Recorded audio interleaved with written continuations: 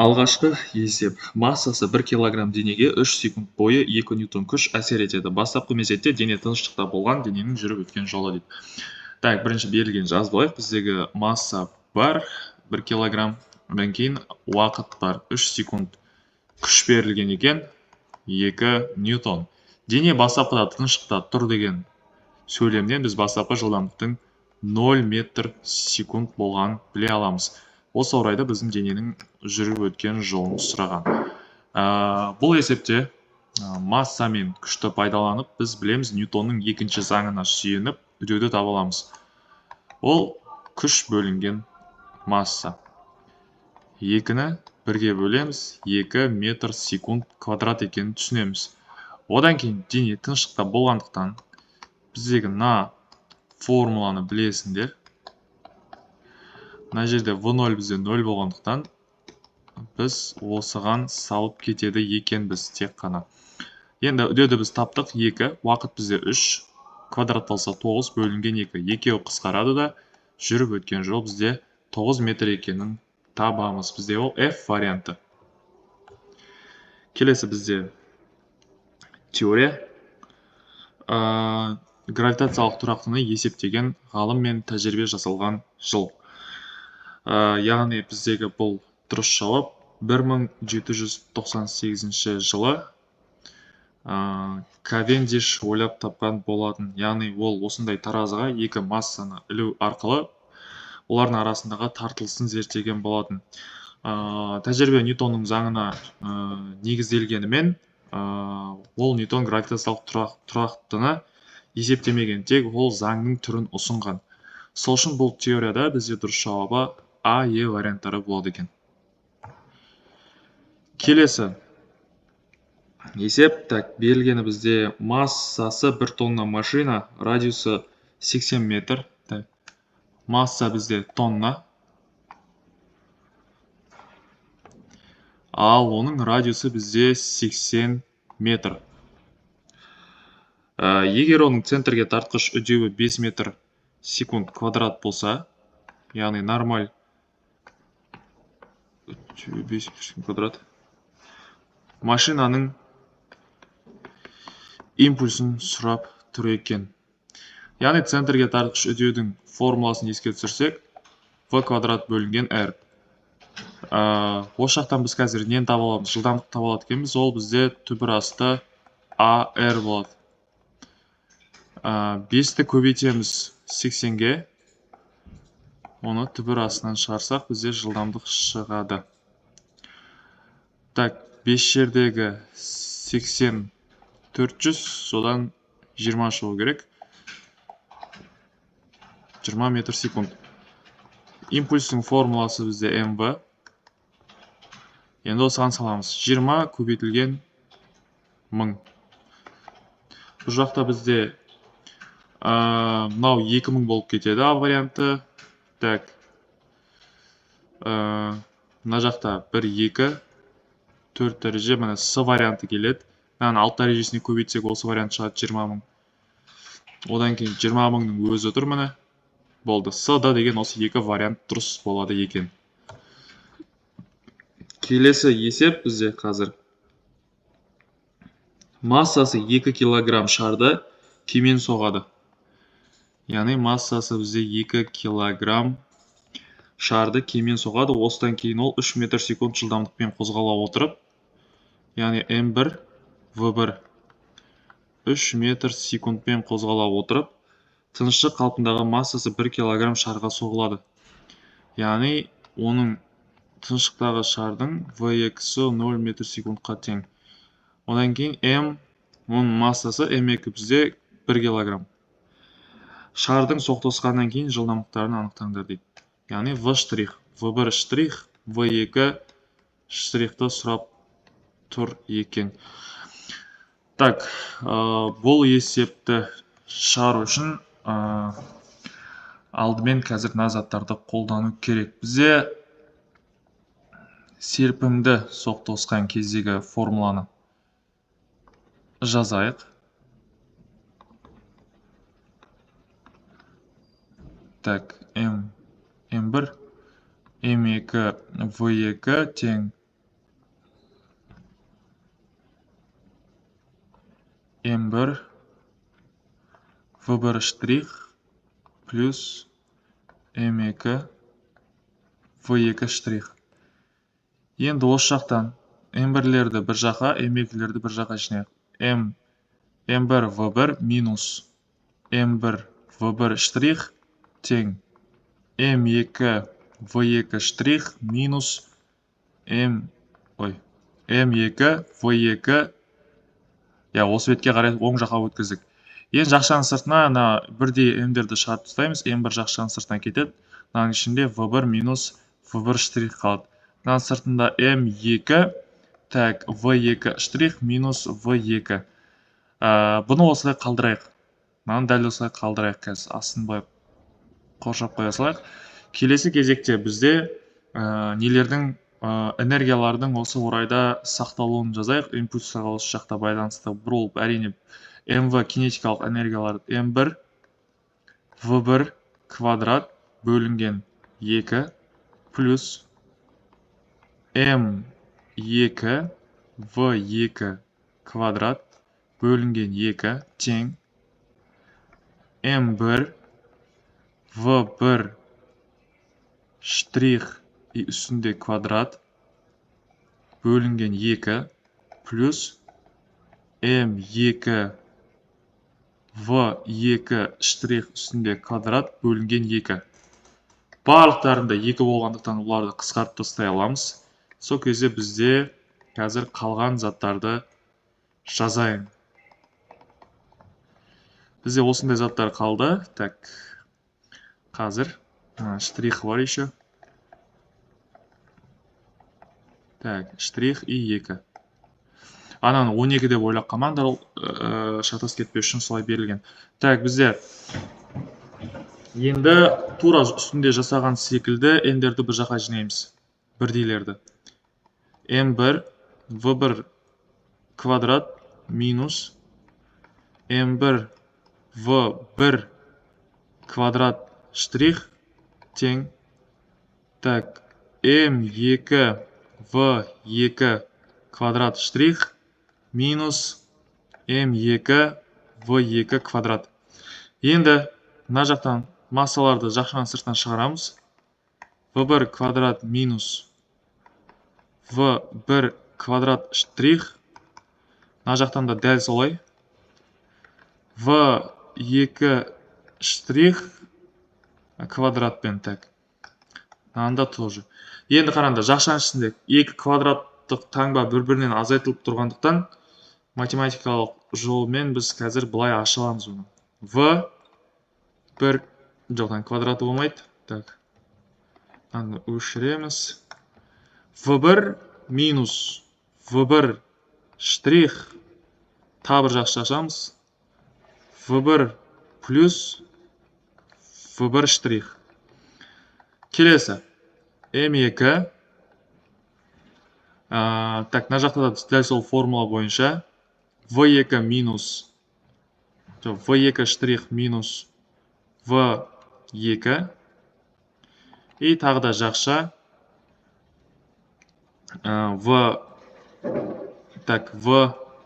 m жазып қойдым неқа. Так, тағы да бір жақша ашамыз да, мына жаққа қарай v2 штрих плюс, енді плюс таңбасымен бұл жолы. Міне, енді бізде қазір 2 теңдеу құрылды. Анау үстіндегі мынау біріншісі.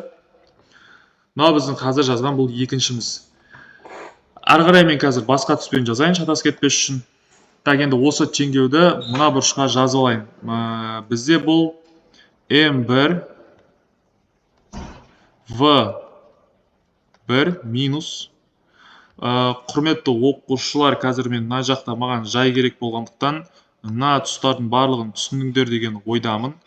Осы аралықтарды мен қазір өшіріп тастай салайын. Кейін сендерге барлығын дұрыстап егжей-тегжейлі түсіндіріп беретін боламын. Қазір асықпайық, енді есеп кішкене күрделі. Мынаны тоже өшіре салайын. Қараңдар, бізде мынаны аламыз, бірінші жазамыз мына жаққа. m1 v1 минус v1 штрих тең m2 v2 1 минус v2 екен. Иә. Байқап отырсаңдар, мынау бізде осыған келді. Ендігі кезекте мына астындағы мына формуланы көріп тұрсыңдар. Екеуін бір-біріне бөліп жібере саламыз осылай. Бөліп жібереміз. Енді бұл кәдімгі жүйе. Байқап отқандарыңдай m1 мен m1 кетеді. m2 мен m2 кетеді. Одан кейін мынау мен мынау кетеді, бірдей болғаннан кейін. Мынау мен мынау кетеді, бірдей болған кейін. Енді жасыл түспен біз ары қарай бізде қалған заттарды жазайық. Бөлшектің мынау жүйенің үстіңгі бөлігінде мына жақта ештеңе қалған жоқ. Қысқарып кетті барлығы. Ал енді бөлшектің бөліміне келсек, бұл жақта бізде қалған шамалар v1 плюс v1 штрих тең болады v2 штрих плюс v2. Ендігі кезекте біз мына теңдеуді алдық қой дәл қазір. Енді бізге мына айналадағы назаттың барлығы керек емес. Сендер оның қайдан шыққанын дәл қазір түсіндіңдер. Значит, мен бұларды қазір өшіруге толықтай правам бар десем де дұрыс. Түсіндіңдер деген ойдамын мен осы моментке дейін. Қазір бұл есепті просто айтқан бір-біріне тиіп серпімді соғысып кеткен екеуі. Оны түсінуге болады есептің шартынан. Сол дүние бізді есепті қиындатып жатыр. Егер екеуі бір-біріне жабысып кеткен болса, енді есеп әлде қайда оңай шығушы еді. Енді мына теңдеуді алдық. Соңғы бізде еще тағы бір теңдеу бар, есептің шарты бойынша құрамыз оны. Қараңдар, кәдімгі бағанағы теңдеуді қайт жазайық. Плюс n2 v2 тең m1 v1 штрих плюс m2 v2 штрих. Енді бірінші дененің массасы 2, оның жылдамдығы бастапқы 3. Оған қосамыз. Мынаның жылдамдығы бізге 0-ге тең болғандықтан жалпы мына жер 0 болып кетеді. Сосын біріншісінің массасы бізде белгілі, 2 көбейтілген. Енді v штрихты біз білмейміз. v1 штрихты білмейміз. Оған қосамыз m2. Ол 1 килограмм, оны көбейтеміз v2 штрих. Енді осы жақты орындап жүрсек, 6 тең болады 2 v1 штрих плюс v2 штрих. Енді мына теңдеуді астына жазайық. v1 қазір ғана біз оны шығарған штрих тең болады v2 штрих плюс v2. Келесі кезекте мен басқа түспен жаза берейін, ары қарай қайтып өзімнің қызыл түсіме оралайын. Жоқ, көкпен жазғым келіп кетті. Так, мынау енді бізде жүйе. Көрдіңдер ғой, мынау жүйе. Жүйеге келдік, мынаны өшіре берсек болады. Мынау кішкене осындай күрделірек есеп. Так, енді қарапайым жүйе, енді бұны шығара аласыңдар деген ойдамын. Бұны шығару үшін біз бүйтсек, қазір бөлшектің жүйенің үстіңгі бөлігіндегі 6-дан мен қазір 2 v1 штрихты мен азайтып жібере салайын, ол бізде v2-ның штрихына тең. Бізде қазір мен v2 штрихтың орнына осы мәндерді қойсам, бізде тұра тұрыңдар. Бізде еще мыналардың мәндері бар ғой. Мынау бізде 3-ке тең белгілі. Мынау бізде вообще жоқ. Мынау бізде жоқ. Бастапқы жылдамдық білесіңдер, ол 0-ге тең. Мына жақта тұр міне 0. Анау 3-ке тең. Сонда бізде былай. 3 плюс v1 штрих тең v2 штрих. Опа, не байқадық? v2 штрихтің 2 мәні бірдей шығып қалды. Екеуін бір-біріне теңестіреміз енді. 6 минус 2 v1 штрих тең 3 плюс v1 штрих. Енді мына 2-ні мына жаққа плюс қылып өткізейік. 3-ті минус қылып келсек, 6-дан 3 азайтылып 3 қалады. 2 ана бетке плюс болып өтіп 3 v1 штрих болады. 3 пен 3 бір-бірімен қысқарып кетсе, бізде v1 штрихтың 1 метр секунд екенін түсіндік. Яғни бірінші ұрылған доп, ол қатты барып мынандай доп тұрды, оны кимен ұрды. ұрғаннан кейін ол мына жаққа ұшып барды да мына жақта екінші допқа барып тиді. Мынада бастапқыда жылдамдық үлкен болды. Мынада екіншісіне қарағанда. Мынаған соққаннан кейін жылдамдық мынаған берілді да, мына доп жылдамдық алып кетті ары қарай екінші. Бұл кезде екіншінің жылдамдығы біріншісінен үлкен болды. Сәйкесінше біз бұдан не түсінеміз? V1 штрих ол үлкен болады V2 штрихтан. Сәйкесінше бізде мынау 1 метр секунд А вариантында тұр, ол бірінші доптың. Енді екінші допты табайық, ол қызылмен белгіленген. Біз мына теңдеудің біреуіне қоя салайық. 3 плюс V1 штрих дегенге қойайық. Бізде V1 1 метр секунд, 3 плюс 1 тең 4 метр секунд. Жауабы 4 метр секунд болады екен. Бұл бізде екіншісінің несі. Есеп осылай шықты. Байқасаңдар олар бастапқы кезде біріншісінің жылдамдығы көп болды, ол мына жақтан уже түсінуге болады. Ал екіншісінде уже біріншісінің жылдамдығы аз болып қалды, екіншісінікі 4 көп болып кетті. Яғни бұл кәдімгі серпімді соқтығысу екі бильярд шарының кәдімгі физикалық заңы. Шынайы түрде бұл жақта да дәлелденген. Келесі есепке көшсек. Так.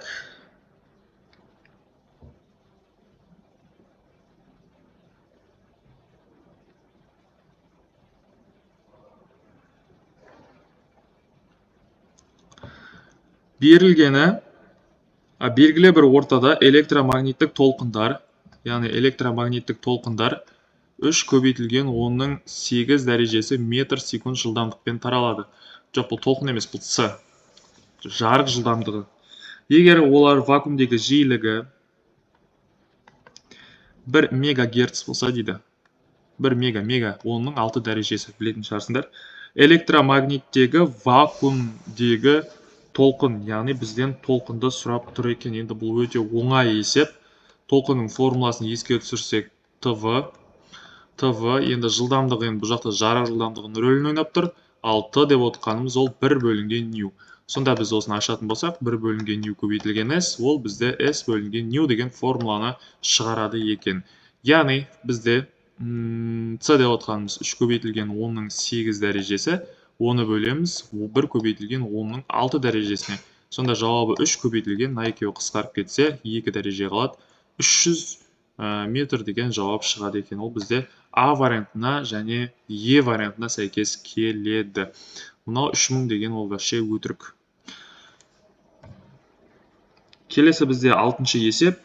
Идеал тербелмелі контурда тоқ күші мына заңмен өзгереді. Яғни заңдың өзін бөлек жазып ала салайық. 0,1 синус 10-3 дәрежесі Т. Егер контурдағы конденсатордың сыйымдылығы 10 микрофарад болса, конденсатордың сыйымдылығы 10 микрофарад болса, яғни бізде сыйымдылық бар. 10 микрофарад болса, катушканың индуктивтілігі.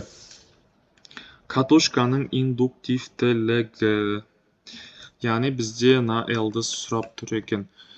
Так, есептің берілгені бойынша, мынау бізде теңдеу, катушка берілген, яғни индуктивтілікті табу үшін біз формуланы еске түсірсек, ол бізде 1 бөлінген LS. 1 бөлінген LS. Бұл қайдан шықты? Сендерге бәрін түсіндіріп берейін. Бізде периодтың формуласын білесіңдер ғой, 2π бөлінген LS. Ал периодтың өзінің андай формуласы бар, 2π бөлінген омега. Осы жақтан екі периодты бір-біріне теңестірсек, бұл бізде тең болады 2π бөлінген омега. Енді екі пилер өзара қысқарып кетеді. Сол кезде түбір асты LC тең 1 бөлінген омега деген қалады. Енді омеганы осы жақтан табатын болсақ, оны жоғары шығарамыз, ана бет ол 1 бөлінген LC болып кетеді. Формула осы жақтан шыққан. Енді біз осы формулаға қоятын болсақ, 1 бөлінген L деп отқанымыз белгісіз. Так, бізде L белгісіз ғой, соны табу керек, онда тұра тұрыңдар. Мына жақтан мен қазір L-ді өрнектеп алайын. L-ді өрнектеп алатын болсақ, так, екі жақты квадраттап жүре салайын. Түбір астынан құтылу үшін 1-дің квадраты 1. Одан кейін мен L-ді омега екеуін жайын алмастырып жүре саламын пропорция бойынша. сол кезде бізде окончательный осындай формула шықты. Енді 1 бөлінген омеганың квадраты бізде омега мынау болып тұр ғой, 10-ның 3 дәрежесі, яғни 10-ның 3 дәрежесі 10-ның 6 дәрежесі болып кетеді. Оны көбейтеміз 10 микрофарадқа. Микрофарад деп отқанымыз ол бізде 10-ның -6 дәрежесі. Сонда мына екеуі өзара қысқарып кетеді де, жауабы 0,1 Генри деген жауап шығады екен. Ол бізде А жауабына сәйкес келеді. Одан кейін так, мынау емес.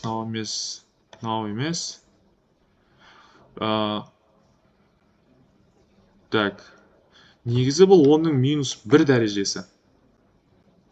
Если мынау мынаның алдында көбейту 10 деп тұрса, мен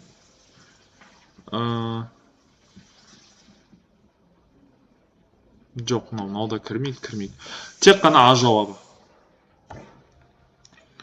Бізде келесі не? Теория ма бұл? Жоқ, теория емес, кәдімгі есеп екен. Катодта түсіп фотоэффект туғызатын сәуленің толқын ұзындығы 2 есе кемісе, онда тежегіштің потенциал айырымы. Толқын ұзындығы 2 есе кеміп тұр ғой, енді бастапқы толқын. Толқын ұзындығы 2 есе кеміген. Яғни бізде потенциалдар айырымы дейді. Яғни біз бұл жақта мына бір нәрсені еске түсірсек, Эйнштейннің формуласын. Яғни так, Эйнштейн формуласы қандай да, так, бізде Е энергияны так, шығу. Жоқ, Е кинетикалық ол бізде H нью минус А шығу. Осылай аламыз. Осы кезде мына жаққа мән беріңдерші. Потенциалдар айырымы. Міне осы сендер формуланы осы жақтан сұрап тұр. Так, фотоэффект теңдеуі. Енді қазір мен H нью емес, H'сы бөлінген лямбда деп H жүрек, өйткені нью бізде наған тең ғой. С бөлінген толқын ұзындығы.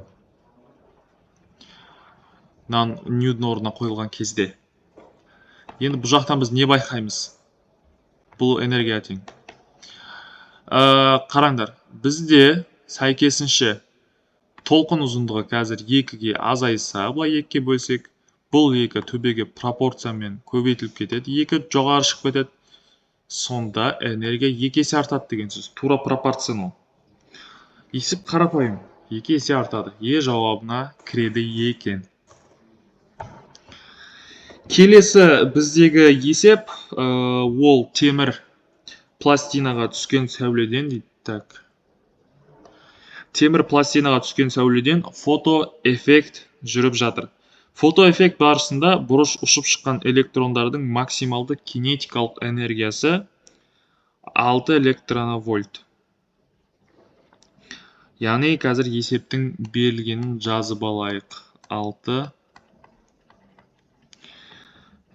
Так, яғни фотонның энергиясы шығу жұмысынан 3 есе артық дейді. Яғни Е фотон бізде 3А шығу жұмысы. Енді фотоэффекттің теңдеуін жазайық. Ол бізде Е фотонның энергиясы ол тең болады А шығу мен Е-ның бір-біріне қосындысына тең.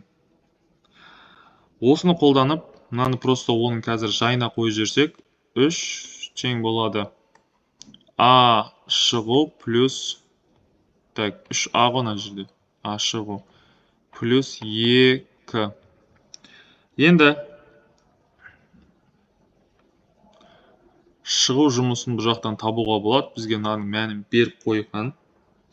Бұның мәнін беріп қойған. Кейін 3А шығу плюс 6ЕВ. Мына жаққа минус болып өтеді. Сол кезде 2А шығу болады. Екеуі өзара қысқарып кетсе, бізде А шығудың мәні 3 электронвольт. Бізде бұл С жауабына сәйкес келеді. Егер де бұны айналдыратын болсақ, 1/6 көбейтілген минус 19 дәрежесіне көбейтетін болсақ, Е жауабы да шығады екен. Так, келесі есеп. Жартылай ыдырау периодының жартысына тең уақытта дейді, яғни жартылай ыдырау периодының жартысына тең уақытта қайсы бір электрик элемент, қайсы бір радиоактивті элемент ядросының ыдырайтын үлесін сұрап тұр. Яғни оның формуласын еске түсірейік, n тең n0 көбейтілген 2 минус t бөлінген период. Осы жақтан біз т-ның орнына периодты қойған кезде есептің жауабы бізде шыға келеді екен. Яғни 2 көбейтілген минус қазір т-ның орнынан қоятын болсақ, астыға ол 2 т болып өтіп кетеді. Мына екеуі өзара қысқарып кетеді. Анау минус 1 бөлінген 2. 2-ның минус 1 бөлінген 2 дәреже дегеніміз ол 1 бөлінген түбір асты 2-ге тең. Өйткені алдындағы минус бөлшектің бөліміне жібереді, ал 1/2 дәреже барлықтарын білесіңдер, ол түбірді береді. Сонда бізде осындай мән шығады. Енді бұл жуықтап алғанда калькуляторға салсақ 0,777 деген мәнді береді екен. Сонда біз не түсінеміз? Мына n мынаның астына бөлу болып өтіп кетсе, n бөлінген n0 ол бізде 0,707 деген мәнді береді екен. Яғни бұл біздегі есептегі ыдырамаған бөлігі. Енді ыдыраған бөлікті табатын болсақ, осы цифрды біз 1-ден азайтып тастайды екенбіз. 1-ден бұны азайтсақ, бізде 0,293 деген жауап шығады. Енді ол жуықтап алғанда 0,29. Бізде бұл А жауабына сәйкес келеді. Келесі біздегі соңғы есеп радиоактивті натрийдің жартылай ыдырау периоды дейді. Яғни бізде периоды берілген 14-8 сағат. Массасы бізде 1 грамм.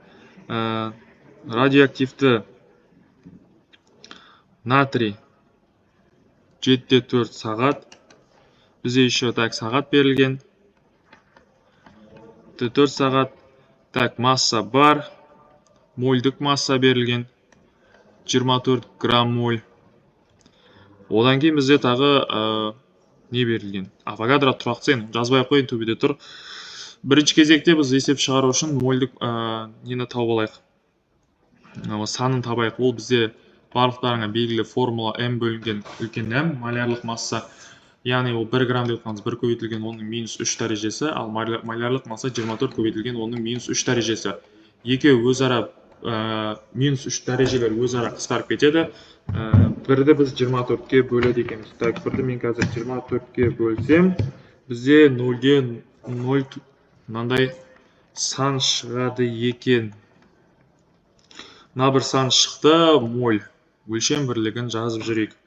Атомдар саны дейді, табайық одан кейін.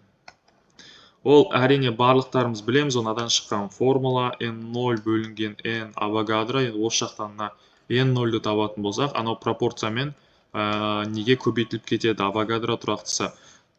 Яғни бізде қазір ғана тапқан сан 0,0416-ны көбейтеміз авогадро тұрақтысына 6 көбейтілген оның 23 дәрежесі. Яғни бұл екеуінің көбейтіндісі бізде қазір жұқтап алғанда 2/5 көбейтілген оның 22 дәрежесі болады екен. Яғни бізге керекті бір мәнді таптық. Енді кезекте біз осыдан алдыңғы формулаға салып жіберсек болады. Яғни бізде бір n тең n0 көбейтілген 2 минус t бөлінген t деген формула. Бізде бүкіл нәрсе бар, біз n-ді табу керекпіз. Сол кезде n0 бізде қазір таптық. 2-де 5 көбейтілген оның 22 дәрежесін көбейтеміз 2 минус. Уақыт бізде нешке тең? 7-де 4. 7-де 4. Оны бөлеміз периодқа. 14-де 8. Бұл 1/2 дәреже болады. Мынаны жартысына тең ғой. Минус 2-ден 1 дәреже. 2-ның минус 2-ден 1 дәрежесі ол барлықтарын білесіңдер. Осыдан алдыңғы есепті қараған болсаңдар, ол жақта 2-ның минус 1/2 дәрежесі ол әрине бізде 2-ның түбір асты 2 бөлінген 1 деген мәнді береді. Бұл бізде жуықтап алған кезде 0-де так қанша 0,29 ой жоқ 0,707 деген мәнді береді. Бірақ біз оны ыдыраған бөлігі керек қой бізге бастапқы. Оны бірден азайтамыз, тура осыдан алдыңғы есеп секілді 0,29 болады. Яғни n0 2-де 5-ті көбейтеміз сразу 0,29-ға. Енді бұл есеп 0,29-ның қайдан шыққанын алдыңғы есептен көрсеңдер болады, сол есепке кішкене ұқсайды. Сонда бізде дұрыс жауабы есептің 7-де 5 көбейтілген 10-ның 21 дәрежесі деген жауапты алады екенбіз. Мынау біздегі соңғы ыдырағаннан кейін қалған бөлігі, мынау оның бастапқы яғни бөлігі. Бастапқы бөлікті біз таптық, 2-де 5 екенін білдік. Оны біз көбейттік негізінен ыдыраған неге бөлігі. Сол кезде бізде 7-ден 5 деген жауап шыққан болады.